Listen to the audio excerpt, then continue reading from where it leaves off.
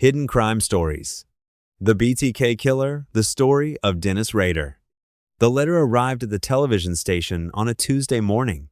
It looked ordinary enough from the outside. A plain envelope, a typed address, the kind of thing that gets dropped into a mail slot 100 times a day without anyone giving it a second thought. But when the staff at KAKE-TV in Wichita, Kansas opened it and read what was inside, the room went quiet, in the way rooms only go quiet when something is shifted permanently. The letter described a murder, in detail, in the kind of precise, clinical, almost proud detail that could only come from one source: the person who did it. The letter also included a name, not the killer's name, he wasn't ready to give that yet, but a name he had chosen for himself, a name that described exactly what he did to the people he killed. BTK. Bind, torture, kill. He had murdered a family of 4 in their home 18 months earlier. He described it in that letter like a man recounting a fishing trip, the preparations, the execution, the aftermath. He wanted credit. He wanted the world to know that what had happened to the Otero family on the 15th of January, 1974, was not random. It was not a botched robbery. It was his work. He had planned it. He had carried it out, and he was very, very pleased with himself. What happened next is one of the longest, most agonizing, most extraordinary criminal investigations in American history. For 31 years, the man who called himself BTK killed, disappeared, killed again, taunted police, wrote letters, sent packages, composed poetry about his own crimes, and lived fully, openly, completely, as a normal man in a normal Kansas suburb. He went to church every Sunday. He led the congregation. He coached his kids' activities. He complained about his neighbor's overgrown grass when he was working as a code compliance officer for the city. He was, by every visible measure, exactly the kind of man you'd want living next door. And then he made one mistake. One single, catastrophic, almost incomprehensibly stupid mistake. And 31 years of secrets came apart in 48 hours. We walk every year of this case from the January morning in 1974 when Dennis Rader decided to become BTK to the February afternoon in 2005 when a floppy disk sent his entire constructed life into freefall. This is a story about evil hiding inside ordinary life so completely that it almost won. And it is a story about what happens when a man who has fooled everyone for 3 decades suddenly, desperately needs to be seen. Stay with me. Wichita, Kansas, early 1970s. Dennis Lynn Rader was born in 1,945 inches, Pittsburgh, Kansas, the oldest of 4 brothers. He grew up in a working-class household, went to church, played outside, did the things that children did in mid-century America. There was nothing in his early biography that screamed danger. No dramatic trauma, no obvious rupture. He was, by most accounts, an unremarkable boy who became an unremarkable young man. He served in the Air Force. He studied at Wichita State University. He got a job. He met a woman named Paula Dietz and married her in 1971. They had 2 children together, a son and a daughter. They bought a house in Park City, a quiet suburb just north of Wichita. They went to Christ Lutheran Church every Sunday. Dennis Rader, to everyone who knew him, was a solid, dependable, slightly boring middle American man. The kind of person you forgot about 5 minutes after leaving his company. Forgettable face, forgettable voice, forgettable presence. That invisibility was not an accident. Because inside the life that everyone could see, Dennis Rader had been building something else entirely. Something that had started, by his own later account, in childhood dark fantasies that he never spoke about, never sought help for, never tried to understand or control. Fantasies that grew more specific and more consuming as he got older. Fantasies about power and control and what it would feel like to have absolute dominion over another human being. He called this hidden part of himself his Factor X. He talked about it later, in court, with the detached curiosity of a man describing an interesting personality quirk rather than a compulsion that destroyed 10 human lives. Factor X, he explained, was simply part of who he was. He never once suggested it was something he wished he could have changed. January 15th, 1974. The Otero family lived on Edgemore Street in Wichita. Joseph Otero, his wife Julie, and their 5 children. An ordinary family in an ordinary house in an ordinary neighborhood. On the morning of the 15th of January, 1974, Dennis Rader cut the phone line to their home. Then he knocked on the door. Joseph Otero answered. Rader had prepared a story. He was a troubled man, he said, who needed food and a warm place to stay. He produced a gun. He ordered the family to comply. Let's be specific about who these people were before we go any further. Joseph Otero was a 38-year-old Air Force veteran. Julie Otero was 34 years old. Their son Joey was 9 years old. Their daughter Josephine was 11. Rader bound them. He strangled Joseph. He strangled Julie. He strangled little Joey. Then he took Josephine to the basement. She was 11 years old. He hanged her from a pipe. Then he left the house, walked to his car, and drove away. 2 other Otero children had already left for school that morning. They came home that afternoon to find their family. I want you to sit with that for a moment, because those 2 children who walked through their front door after a completely normal school day and found what they found are real people who are still alive today, still carrying that afternoon with them every single day of their lives. What Dennis Rader did on the 15th of January 1974 was not the act of a man who snapped. It was not impulsive, desperate, or born of any immediate crisis. He had selected this family. He had watched them. He had planned every step. He had cut the phone line before he knocked on the door. He was 28 years old. He had a wife and a young child at home. And he drove back to his ordinary life like he had simply run an errand. Over the next 17 years, Dennis Rader killed 9 more people. Catherine Bright, 21 years old, stabbed in her home in April 1974. Her brother Kevin survived despite being shot twice. Shirley Vian, 24, strangled in her home in March 1977 while her young children were locked in the bathroom next door, listening. Nancy Fox, 25, strangled in her home in December 1977. Maureen Hedge, 53, his own neighbor on the very same street where he lived, murdered in April 1985. Vicki Wegerle, 28, strangled in September 1986. Dolores Davis, 62, murdered in January 1991. Between killings, he wrote letters. This is the part of the BTK case that sets it apart from almost every other serial killer investigation in American history, the correspondence. Rader had a compulsive, burning need to communicate, to explain, to take credit, to make sure that the world understood that what was happening in Wichita was not random violence.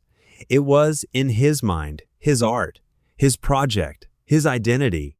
He sent letters to newspapers and television stations describing his crimes in meticulous detail. He invented literary references for himself. He wrote poetry about what he had done. He coined his own nickname and submitted it to the press, like a man filing a trademark application. He sent investigators a word puzzle in which the solution spelled out the names of his victims. He was, in the most disturbing possible sense, performing. Every letter, every package, every cryptic clue was a curtain call. He wanted applause. He wanted recognition. He wanted the world to understand that behind the forgettable face and the boring suburban life, there was someone extraordinary. And then, in 1979, he stopped. Not because he was caught, not because he had a change of heart. Investigators believe he simply got busier, a new job, a growing family, more community commitments. BTK, the monster, got filed away like a project he'd returned to when he had more time. For 13 years, Wichita exhaled. The case went cold. Detectives who had worked it for years retired or moved on. The name BTK faded from the front pages and settled into the dark corner of the city's history where unsolved things go to gather dust. Dennis Rader became president of his church congregation. He was a compliance officer for the city of Park City, sending official violation notices to neighbors whose Christmas lights stayed up past the city's allowed date. He coached. He volunteered. He was, if anything, more aggressively ordinary than ever. Before we go any further, if this story is hitting you the way I think it is, I need you to do one thing right now. Hit that subscribe button. Every single week, Hidden Crime Stories brings you cases exactly like this one, real, deeply researched, and told the way they deserve to be told. The stories that keep you up at night. The ones that make you think differently about the world around you. You don't want to miss what's coming next. Subscribe now and let's get back to Dennis Rader, because the worst is still ahead. 30 years after the Otero murders, something shifted in Dennis Rader. Investigators and psychologists who have studied his case believe they understand what happened. He saw media coverage marking the anniversary of the BTK murders, and something in him that deep, consuming need for recognition woke back up. He wasn't done being seen. In March 2004, a letter arrived at the Wichita Eagle newspaper. It claimed responsibility for the 1,986 murder of Vicki Wegerle, a case that had never been officially linked to BTK. It included photographs taken at the crime scene, photographs that only the killer could have had. BTK was back. Over the next several months, Rader sent a cascade of packages to media outlets and investigators, cereal boxes containing photographs and drawings and written descriptions of his crimes, plastic bags left in parks, packages dropped at unexpected locations around Wichita, each one a new piece of his ongoing performance. Detective Ken Landwehr led the renewed investigation. He was methodical, patient, and deeply skilled at understanding the psychology of what he was dealing with. He knew that Rader's need for attention was both his most dangerous quality and his most exploitable weakness. Then, in January 2005, Rader sent a communication that changed everything. Inside the package was a note, and in that note was a question so breathtaking in its arrogance, so revealing of how completely Rader had come to believe in his own invincibility, that investigators who read it could barely believe it was real. He asked whether a floppy disk could be traced back to him. Investigators conferred. They made a decision that would close this case within weeks. They placed a response in the classified advertisements section of a local newspaper, a prearranged communication signal. The message said, no, a floppy disk could not be traced. It was a lie. A complete, deliberate, perfectly constructed lie. Rader sent the disk. Investigators plugged it in. The metadata embedded in the file, the kind of invisible digital fingerprint that most people in 2005 didn't even know existed, identified the last person to use the document. Dennis. It pointed to a computer registered to Christ Lutheran Church, where the congregation president was a man named Dennis Rader. Investigators pulled his DNA through his daughter's medical records, obtained legally, without her knowledge. They compared it to semen samples recovered from the 1,974 crime scenes. It matched. 31 years, 10 murders, hundreds of taunting letters, thousands of investigative hours. One floppy disk. On the 25th of February 2005, Detective Landwehr's team pulled Dennis Rader over near his home in Park City. He was running an ordinary errand, living his ordinary life, being the man everyone thought he was. They arrested him on the side of the road. He reportedly expressed shock that the police had lied to him about the floppy disk. The man who had spent 31 years lying to his wife, his children, his congregation, and the entire city of Wichita was genuinely shocked that investigators had not been honest with him. The 27th of June 2005, Sedgwick County District Court, Wichita, Kansas. The courtroom was packed. Journalists, investigators, family members of victims who had waited 30 years for this day. People from the congregation who had shared hymn books with this man and asked him about his family over coffee after Sunday service. Dennis Rader stood up and pleaded guilty. All 10 counts, first-degree murder, every single one. And then he described the murders. Not in compressed legal language, in his own words.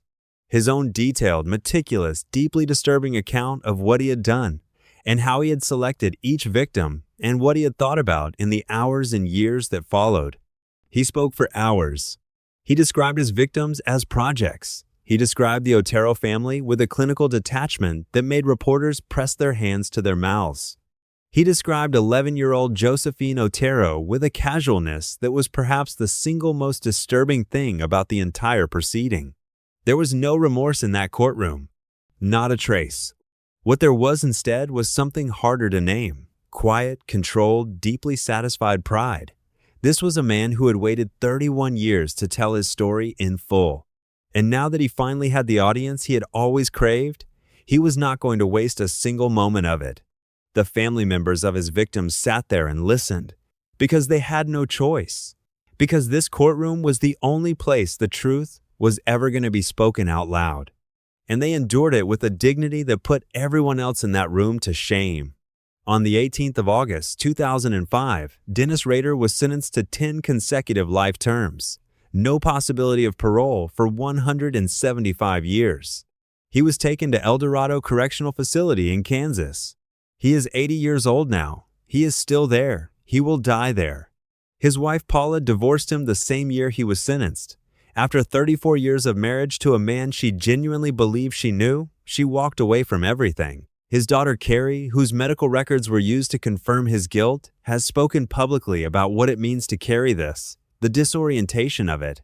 The way it retroactively recolored every single childhood memory she had of her father was something she could never fully wash away.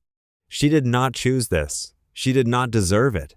Neither did Paula. Neither did his congregation. Neither did the community that trusted him. The people closest to Dennis Rader were also his victims, in ways the law has no category for. The case of Dennis Rader is officially closed. 10 murders, 10 guilty pleas, 10 life sentences.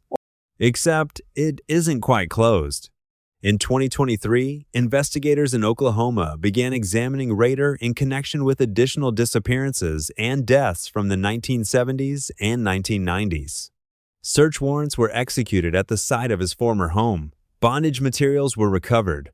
Disturbing sketches he had made over the years were analyzed for possible unidentified victims. Investigators ultimately concluded that the suspect in those specific cases was someone else. But the investigation itself revealed something the Rader case has always quietly suggested. 10 might not be the real number. He traveled. He had long stretches of unaccounted time. His methodology was so refined by the time of his later murders that it speaks to extensive practiced experience. Some investigators believe there are victims who were never connected to him, women who disappeared and whose cases were never linked to a church-going compliance officer in Park City, Kansas. We may never know, because Dennis Rader knows. And Rader is the kind of man who understands that the last secret is the last power. He will not give that up, not for justice, not for the families who deserve closure, not for anything. He sits in his cell, 80 years old, and he keeps what he knows. Before I give you my final thoughts on this case, I want to speak to you directly for just a moment. If you've made it this far, you're exactly the kind of person this channel was built for. Someone who doesn't just want the surface of a story. Someone who wants to understand it, really understand it. If that's you, please take 5 seconds right now and leave a comment below. Tell me, what case do you want us to cover next? Your voice shapes this channel. And if someone you know needs to hear a story like this one, share this video with them tonight. One share could put this story in front of someone who genuinely needs it. Now let's talk about what this case really means. What this story is really about. We want evil to be recognizable. We want it to have a face we can pick out of a crowd, a demeanor that sets off alarm bells, a history that, looking back, makes obvious sense. Of course, that person became a monster. Look at the signs. We want the story to be legible, because if evil is legible, we are safe. We can spot it. We can avoid it. Dennis Rader spent 31 years proving that this is not how evil works. He was not strange. He was not isolated or obviously troubled or visibly different from the men standing beside him at the church coffee hour. He complained about his neighbors' lawns. He drove his kids to school. He sat on committees and was elected to lead a congregation, which means the people who knew him best, who spent the most time with him, who had every opportunity to feel something was wrong, chose him, trusted him, followed him. That is the truth of this case that nobody wants to sit with for too long.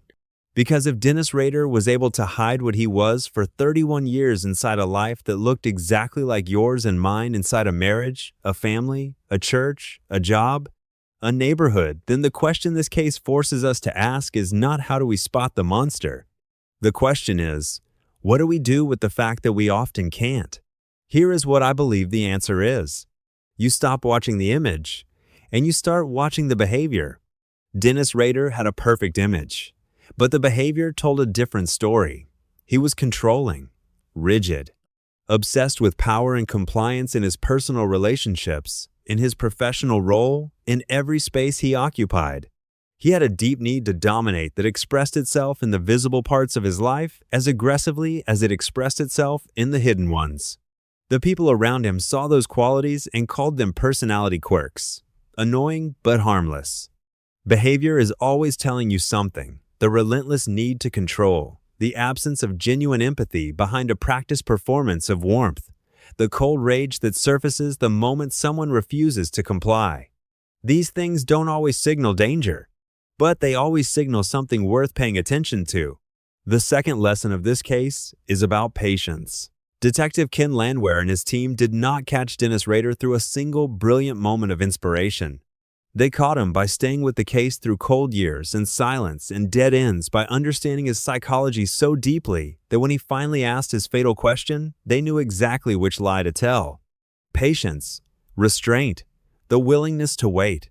That is what 31 years of justice finally looked like. For Joseph and Julie Otero, for Joey, 9 years old, for Josephine, 11, for Catherine and Shirley and Nancy and Maureen and Vicky and Dolores, for every person whose name Dennis Rader reduced to a project number in his own private ledger, that patience was the only thing that ever brought their story into the light. Their names are worth more than his. They always were.